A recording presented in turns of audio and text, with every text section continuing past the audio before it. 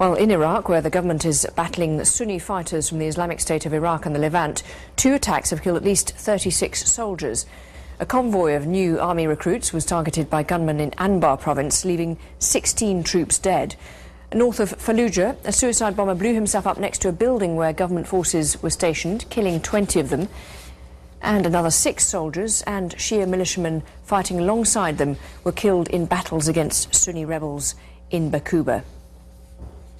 Well, let's get the latest now from Omar Saleh, who's live there for us.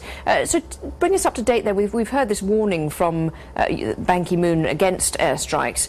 Does al-Maliki have any support for his call for that?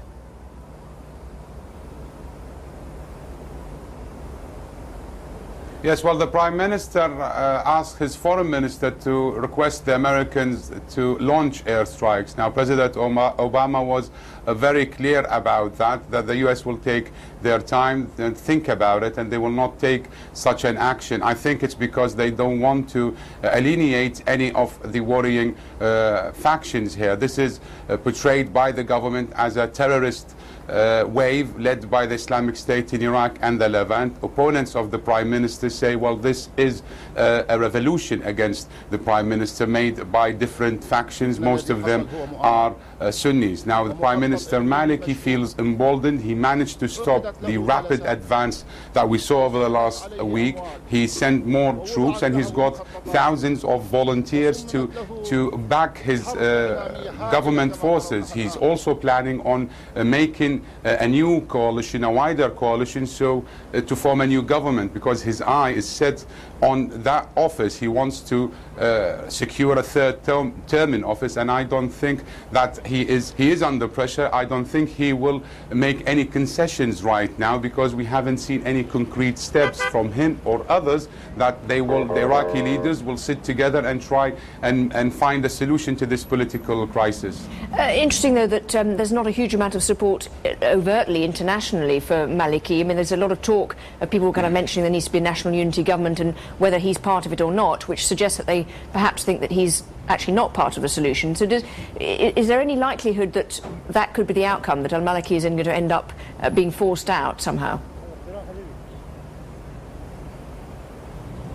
Well, this is what all of his opponents are wishing for. However, speaking from previous experiences with the Prime Minister, he always puts a strong fight. He will not let it go very easily. Remember, he is popular with his own community. He's in fact the most popular individual that got most of the votes in the last elections in April. So he feels emboldened. His community also supports him. And there's another factor here. He is, or used to be, a key ally of Iran. Now, Iran and the Americans secured Maliki's second term. Now, it will depend on any, perhaps, agreement between Iran and America that could see Prime Minister Nouri al-Maliki gone. Without that agreement, I think it's difficult for him to leave. However, there is another chance that the opponents of the Prime Minister unite together to form the biggest bloc in Parliament, but that remains to be seen, and it's not a very easy one.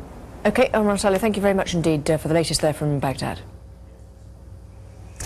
Well, in Baghdad also, anxious worshippers have been urged to let their faith be their guide. Iraq's Muslims, both Sunni and Shia, have been gathering for Friday prayers, a day that often brings protest. But as Imran Khan has been finding out, many people in the capital are reluctant to speak out. Imam Akil is a man who knows how sensitive the situation in Iraq is. At Friday prayers in his mosque, he says he understands that many of the Sunni worshippers here are concerned about what the future might hold. He says the Quran, the Muslim holy book, can be the only guide. My sermon will talk about how to maintain one's religion, one's honor, and how to protect this country, and to help all groups, whether they are Muslim or non-Muslim. His words offer spiritual guidance, but still worshippers are worried, and speaking out is an issue. Getting people to speak openly here to us has been very difficult. Nobody wants to be seen to be speaking about anything political, whether it's the Islamic State of Iraq or the Levant, the other Sunni rebels, or indeed Prime Minister Nouri al-Maliki. But as the mosque empties of people, some want to speak. If you ask me if I was afraid of revolutionaries before they took over Mosul, I would have said yes. But after, no, I'm not afraid. The revolutionaries have brought security and dignity to Mosul. Our people are living safely. It's at peace. I'm not afraid of the revolutionaries now. This mosque is used by both Sunni and Shia worshippers. But as Iraq's war continues, sectarian tension is also increasing. Mosques like these, with an inclusive message, will play an important role in helping diffuse it. Imran Khan, Al Jazeera, Baghdad.